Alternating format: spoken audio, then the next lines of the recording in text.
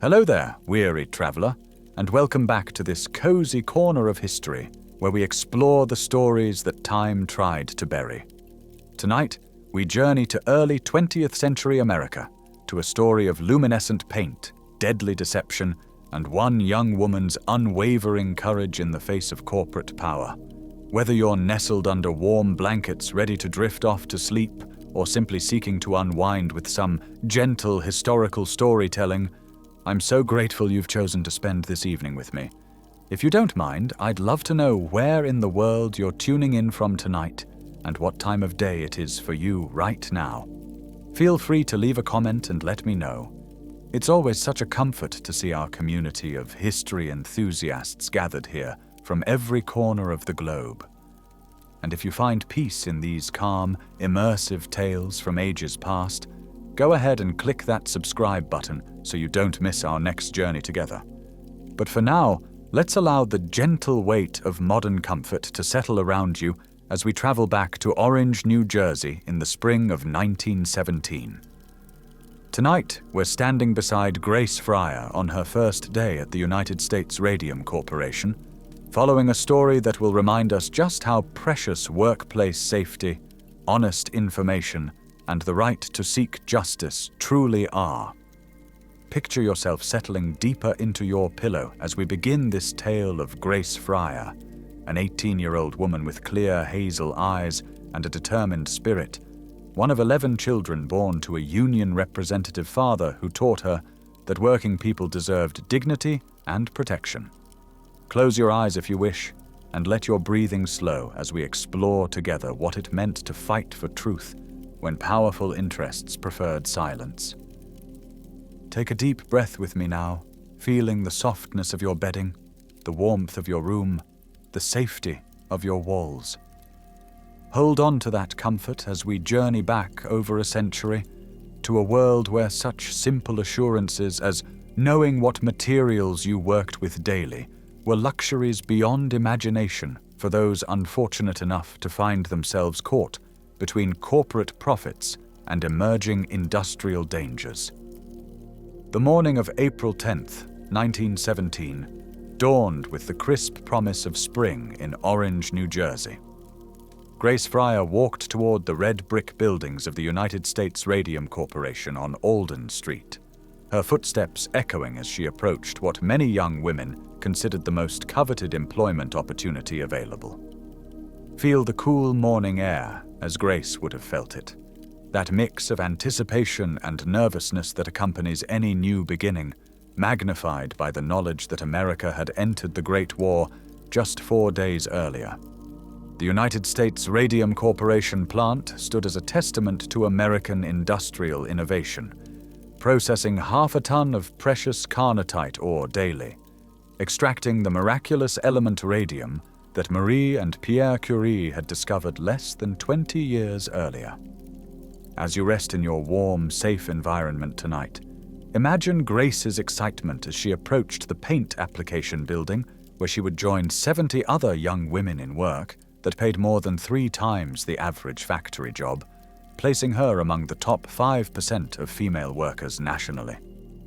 Grace entered through the main doors into what witnesses later described as a large, dusty room filled with long tables, each workstation equipped with a chair, racks of watch dials waiting to be painted, and small bowls containing the luminescent paint that would make their work so valuable to the military effort. The room buzzed with gentle conversation of women aged 15 to 30, most seeking economic opportunity in a rapidly changing world. The walls seemed to shimmer with a faint greenish glow, as if the very building had absorbed the magic of the radium paint. Your supervisor welcomed Grace with the same speech he gave to all new employees, explaining the importance of precision in their work. Military timepieces, aircraft instruments, and naval equipment all required perfectly painted dials that would glow in the dark, potentially saving American servicemen's lives in the trenches of France or the darkness of Atlantic convoys. The paint, he assured Grace, was completely harmless, so safe that people actually took radium internally as a health tonic. The supervisor explained that radium products were being marketed as everything from beauty treatments to cancer cures. As Grace examined her first rack of watch dials, each no larger than a silver dollar, she began to understand the meticulous skill required. The supervisor demonstrated the proper technique. Mix glue, water, and radium powder into a luminescent paint with a greenish-white glow that seemed almost alive. Then, using a camel hairbrush no thicker than a pencil lead, she would carefully apply the paint to the tiny numbers, creating perfect, even strokes that would glow with consistent brightness for years. But here, dear listener, as you rest in your safe, warm bed, we encounter the first tragic deception that would ultimately claim Grace's life. The supervisor instructed Grace to follow the lip dip paint technique. After dipping her brush in radium paint, she should draw it between her lips to create a fine point before painting each number. This method was essential for precision, he explained, as using rags or water would waste valuable time and expensive materials.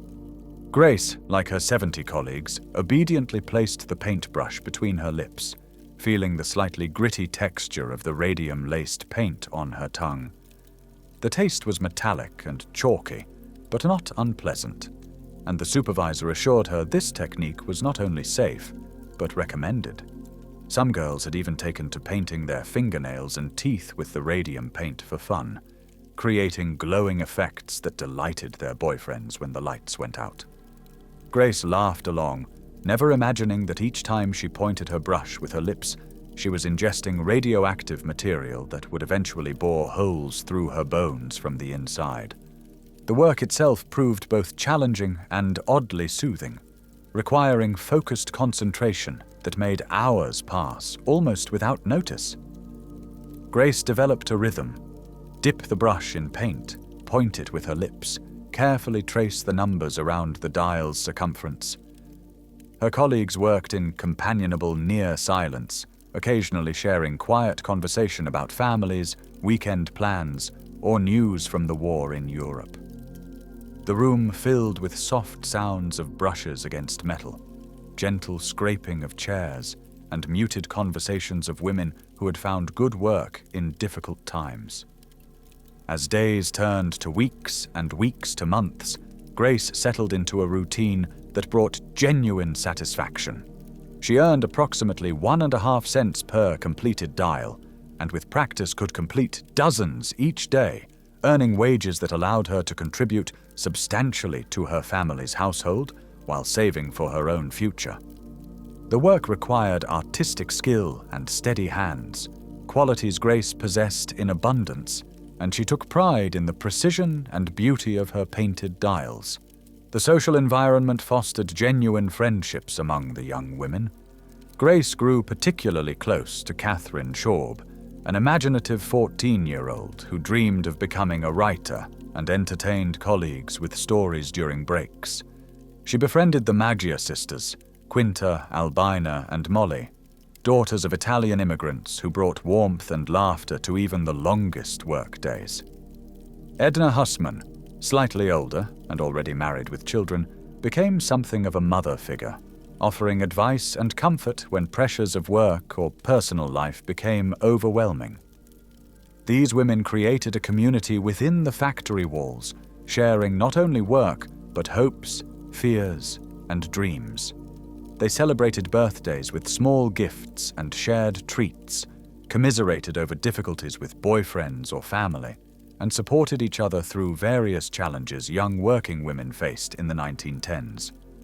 Grace, with her natural leadership abilities and her father's influence as a union representative, often found herself speaking up for the group when workplace issues arose, though management consistently assured them their concerns were unfounded.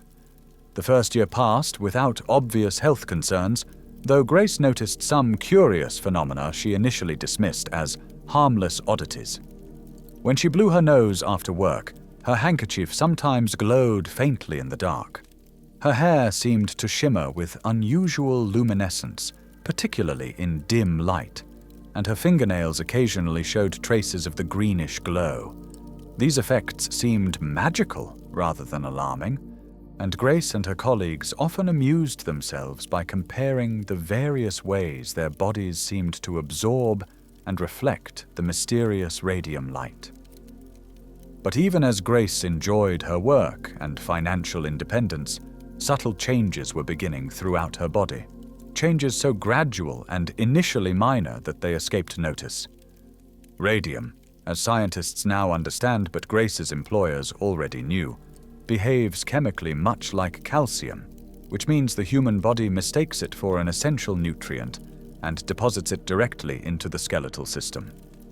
Once embedded in bone tissue, radium continues to emit radiation for centuries, slowly destroying the very structure it inhabits while creating an internal source of constant destructive energy. The company executives and scientists at the United States Radium Corporation understood these dangers perfectly well. In other parts of the same building where Grace worked, chemists and researchers handling radium wore lead aprons, used tongs, worked behind protective screens, and followed strict safety protocols developed through painful experience. The company had even produced literature for the medical community describing the injurious effects of radium exposure. Dr. Sabin von Sochocky, who had invented the luminous paint and studied under Marie and Pierre Curie, knew radium could cause severe health problems when ingested improperly. Yet none of this critical safety information was shared with the young women who spent their days ingesting radium paint through the lip-pointing technique the company required. Company President Arthur Roeder and his executives made a deliberate decision to withhold information about radium's dangers from their workers while ensuring their own safety through proper precautions. This calculated deception was not born of ignorance, but of cold business calculation that profits from military contracts outweighed the health and lives of the women they employed. The year 1920 brought changes to Grace's life that seemed entirely positive. Having proven herself as a skilled and reliable dial painter, she received an offer to work as a bank teller, a position offering greater respectability and promise of a more stable career path. Grace accepted this opportunity with gratitude, said goodbye to her friends at the radium plant, and began her new life in the financial sector, believing her time with radioactive materials was safely behind her. As you rest in your comfortable bed tonight, protected by modern workplace safety laws and the right to know about materials you encounter professionally, take a moment to appreciate how radically different Grace's world was from our own. She left the United States Radium Corporation with no understanding that she carried within her bones a substance that would continue to poison her for the rest of her life. The company provided no exit examinations, no warnings about potential future health effects, no ongoing medical monitoring. Grace simply transitioned to her new career, assuming her previous work experience had been entirely beneficial. But radioactivity operates according to its own relentless timeline, indifferent to human hopes and plans. Radium-226 has a half-life of 1,600 years, meaning the radioactive material Grace had absorbed would remain active in her body throughout her lifetime and beyond. The radiation would continue its destructive work silently and invisibly, breaking down cellular structures, damaging DNA, and slowly but systematically undermining the very foundations of her health. Grace's first symptoms appeared in 1922, approximately 2 years after leaving the radium plant. She began experiencing severe dental pain, with her teeth becoming loose and eventually falling out entirely. Her jaw developed painful abscesses that refused to heal despite multiple visits to dentists and doctors. The hazel eyes that had once sparkled with youth and optimism now frequently clouded with pain, and Grace found herself struggling with fatigue and mysterious aches throughout her body. Medical professionals of the early 1920s had no framework for understanding Grace's condition. Radium poisoning was not yet recognized as a distinct medical syndrome, and the symptoms Grace presented could be attributed to any number of more common conditions. Doctor after doctor examined Grace, prescribed various treatments, and sent her home with reassurances that her problems were temporary and would resolve with time and proper care. But as months progressed, Grace's condition continued to deteriorate in ways that baffled her medical team. X-rays revealed extensive bone decay throughout her jaw and spine, damage so severe it seemed to suggest some aggressive disease process her doctors had never encountered. The pain became constant and increasingly difficult to manage, affecting Grace's ability to work, eat, and sleep. Her once robust health gave way to chronic fatigue that made even simple daily tasks exhausting. During this period, Grace began hearing disturbing reports about former colleagues at the United States Radium Corporation. Molly Maggia, one of the cheerful Italian sisters who had brightened workdays with laughter and warmth, had developed severe dental problems similar to Grace's condition. But Molly's situation had progressed much further, with her entire lower jaw becoming one large abscess that eventually had to be removed not through surgery, but simply by her dentist reaching into her mouth and lifting out the disintegrated bone with his fingers. The image of Molly's deteriorating condition haunted Grace as she struggled with her own mysterious illness. In September 1922, Molly Maggia died at age 24 when the radium-induced decay spread to her throat and she hemorrhaged to death, her mouth flooding with blood as her weakened tissues finally gave way to the relentless internal radiation.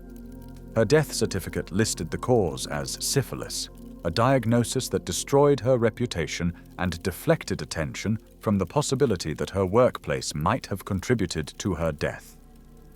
More former dial painters began falling ill with similar symptoms: dental problems, jaw pain, bone deterioration, anemia, and eventual death.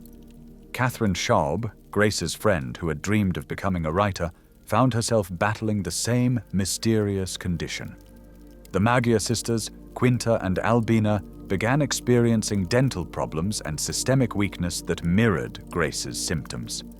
Edna Hussman, the mother figure who had provided comfort to younger workers, found herself struggling to care for her children as her health deteriorated. The medical community in Orange, New Jersey began noticing patterns suggesting some kind of occupational connection. Dr. Joseph Kneff, a dentist who had treated several former radium workers, became suspicious that their similar symptoms might indicate exposure to workplace toxins. Dr. Harrison Martland, chief medical examiner of Essex County, began investigating the unusual number of bone diseases among young women in the area, particularly those who had worked for the United States Radium Corporation. But even as medical professionals began recognizing patterns suggesting radium poisoning, Grace and her fellow sufferers faced a coordinated campaign of deception and intimidation orchestrated by the company. Officials contacted doctors treating former employees, threatening legal action if they published findings or spoke publicly about possible connections between the women's illnesses and their former employment. Death certificates were altered to list venereal diseases rather than occupational illnesses, destroying the women's reputations while protecting the company from liability. When Grace's own doctor suggested in 1925 that her deteriorating health might be connected to her former employment, representatives from the United States Radium Corporation quickly intervened. They arranged for Frederick Flynn, who claimed to be a Columbia University specialist, to examine Grace and provide an authoritative assessment. Flynn conducted a thorough examination and declared that Grace was in perfect health, with no signs of radium poisoning or any other occupational illness. This pronouncement provided Grace with a moment of hope, a possibility that her suffering might be temporary and her fears unfounded. But Flynn's examination was itself part of the corporate deception campaign. Flynn was not a licensed medical professional and had no legitimate credentials as a health specialist. He was, in fact, an industrial toxicologist and vice president of the United States Radium Corporation, conducting fraudulent examinations designed to discourage former employees from pursuing legal claims. As you lie in your warm bed tonight, protected by modern laws requiring employers to provide honest information about workplace hazards, and by medical professionals legally obligated to provide accurate diagnoses.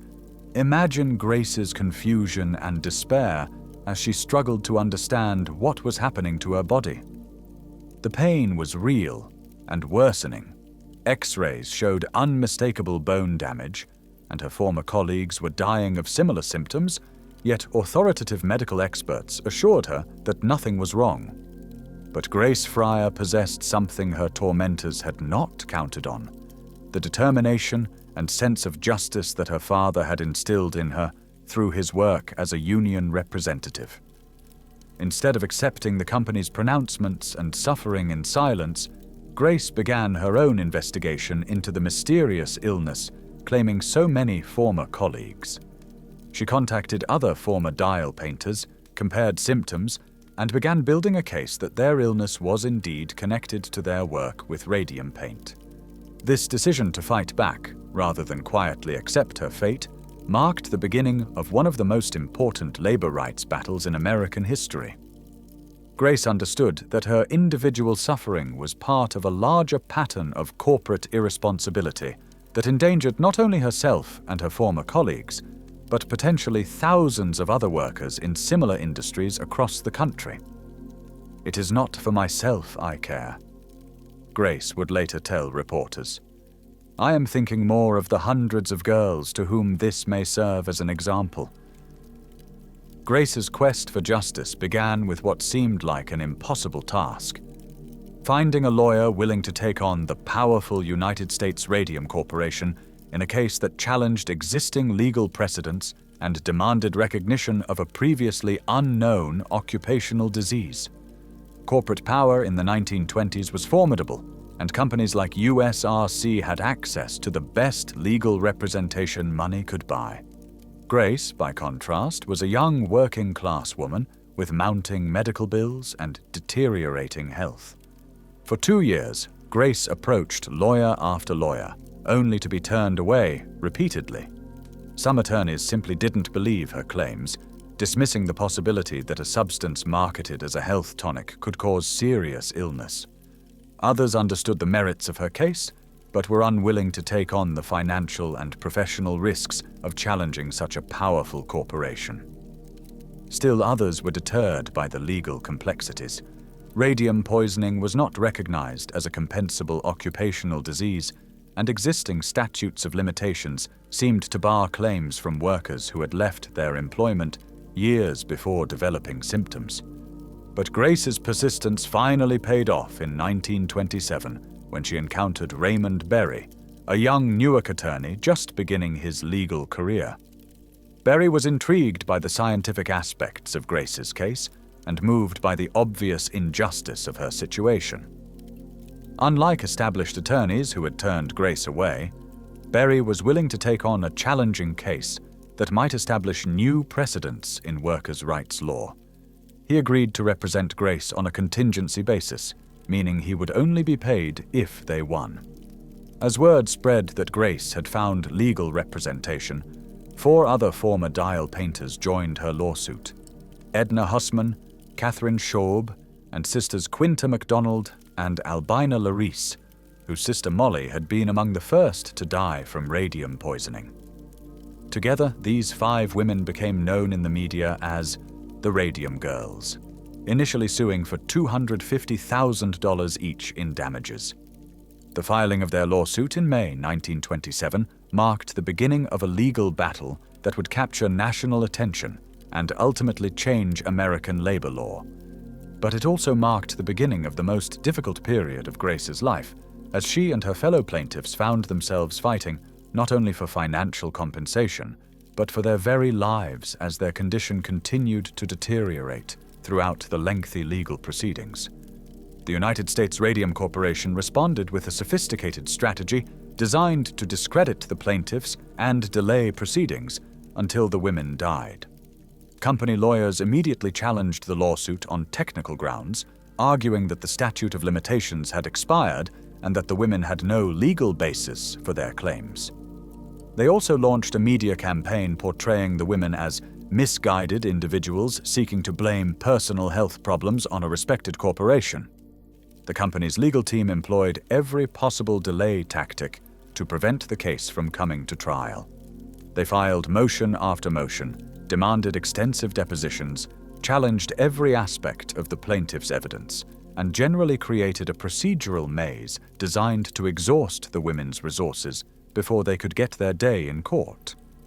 This strategy was particularly cruel, given that everyone involved understood the plaintiffs were dying, and that each day of delay reduced their chances of surviving to see justice served.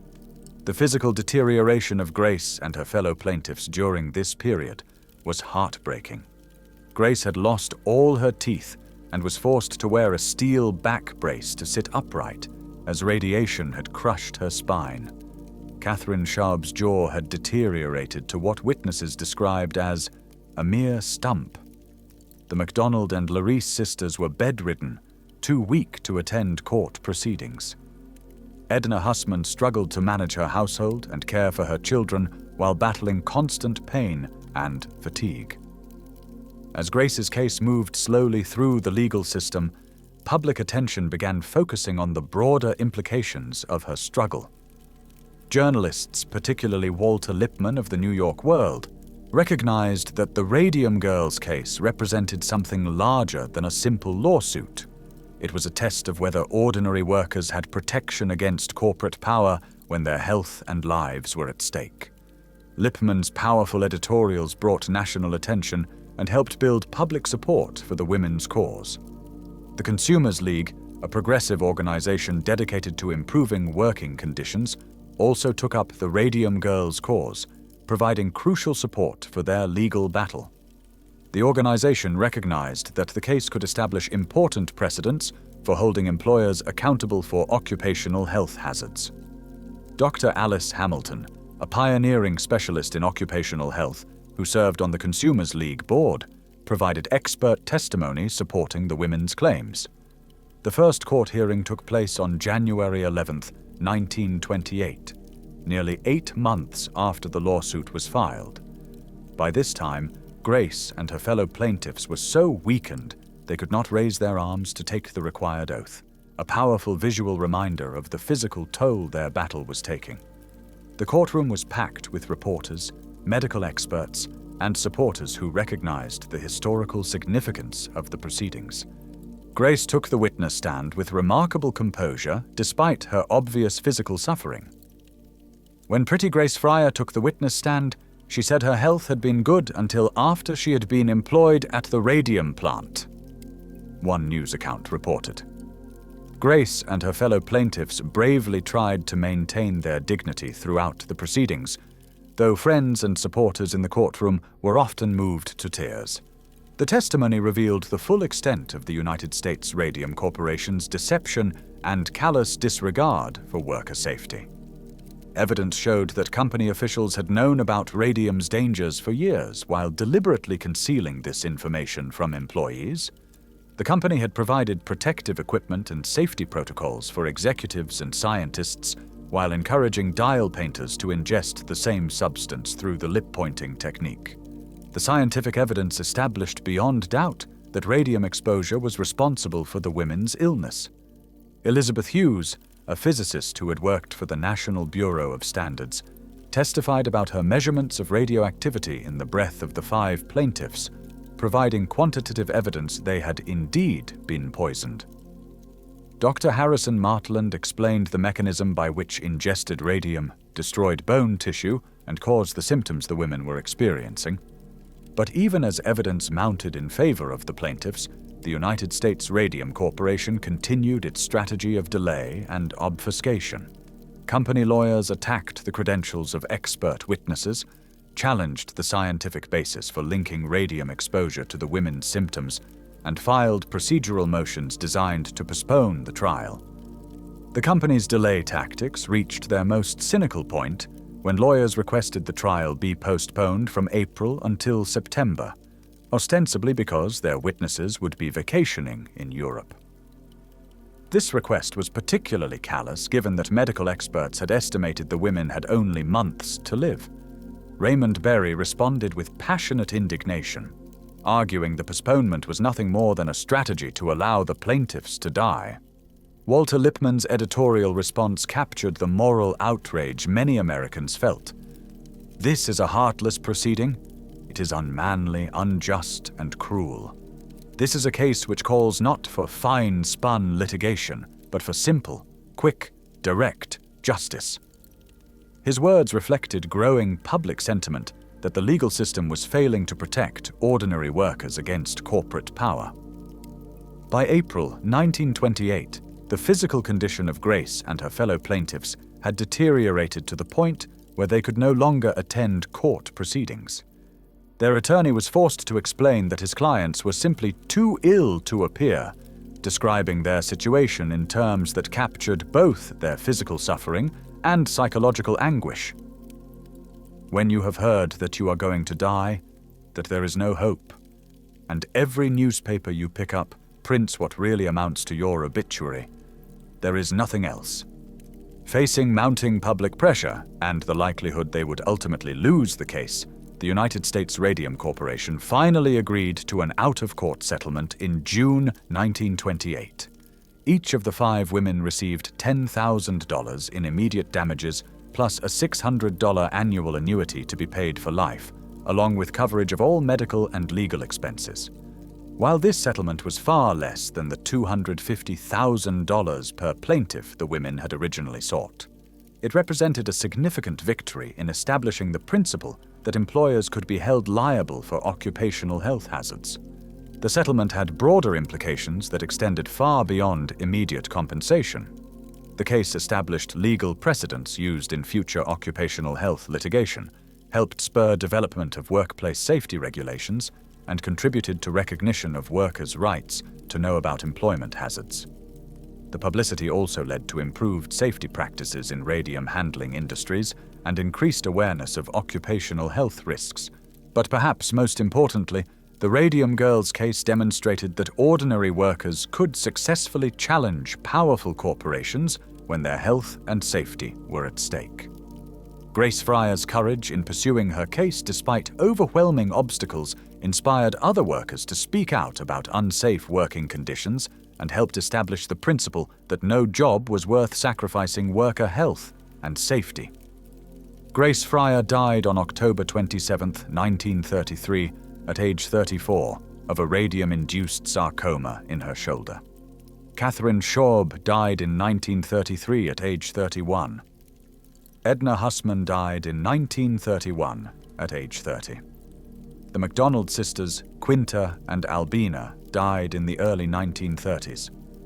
All 5 of the original Radium Girls were dead within 5 years of their legal victory. Their deaths were not in vain. Their sacrifice contributed to fundamental changes in American workplace safety law. The publicity surrounding their case led Congress to pass legislation in 1949 providing compensation for workers suffering from occupational diseases. Industrial safety standards were strengthened throughout the country, and workers gained new rights to information about workplace hazards. The case also contributed to development of radiation safety standards that would prove crucial during the Manhattan Project. As we return from Grace's world of industrial dangers and legal struggles, perhaps we can carry with us something more than just another historical tale to ease us into sleep. Grace Fryer's story speaks across more than a century to remind us that the distance between her circumstances and our comfortable beds reflects not inevitable progress, but specific choices made by countless individuals who decided that human dignity matters more than corporate profits, that worker safety deserves protection even when it costs money, and that the courage to challenge injustice can literally change the world. Grace's legacy lives on in every workplace safety regulation, every right-to-know law, every legal precedent that holds employers accountable for occupational health hazards. Her courage echoes in every worker who speaks up about dangerous conditions, every scientist who refuses to suppress inconvenient truths, every journalist who investigates corporate wrongdoing, and every citizen who recognizes that protecting the vulnerable requires vigilance and action. The radium that killed Grace and her colleagues was marketed as a miracle substance that would bring health and vitality. The reality was a poison that destroyed its victims from within while generating enormous profits for those who knew its dangers but chose to conceal them. But Grace's story also demonstrates that corporate power, however formidable, is not insurmountable when confronted by courage, persistence, and collective action. The trust that Grace and her colleagues placed in their employers' assurances that radium paint was safe reflects the fundamental relationship between employers and employees that her case helped redefine. The traditional view that workers should simply trust employers to provide safe working conditions gave way to a new understanding that workers have rights to information about workplace hazards and legal recourse when those rights are violated. The continuing radioactivity of Grace Fryer's remains serves as a permanent reminder of the price she paid for corporate greed and regulatory failure. When her body was exhumed decades after her death for scientific study, her bones still glowed with the radium that had killed her.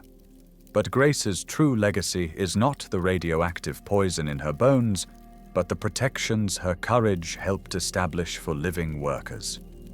Sleep now, dear listener, and remember that courage can triumph over power, that truth can overcome deception, and that the struggle for justice, however costly to those who undertake it, can create lasting change that protects and empowers others. Until we meet again in another quiet corner of history, may your dreams carry the light of Grace Fryer's example, the understanding that individual actions, however small they may seem, can illuminate the world and create lasting change when guided by compassion, determination, and an unwavering commitment to justice. If you found comfort in this journey through history's shadows, please consider subscribing to join our community of gentle souls who believe the most important stories are often the hardest ones to hear. Like and share if this tale has touched your heart, and let me know in the comments where you're listening from tonight. There's something magical about knowing our little corner of history reaches around the world to bring people together in understanding and compassion. Good night, and may your sleep be as peaceful as the justice Grace Fryer finally achieved, and as enduring as the protections her courage helped establish for all of us.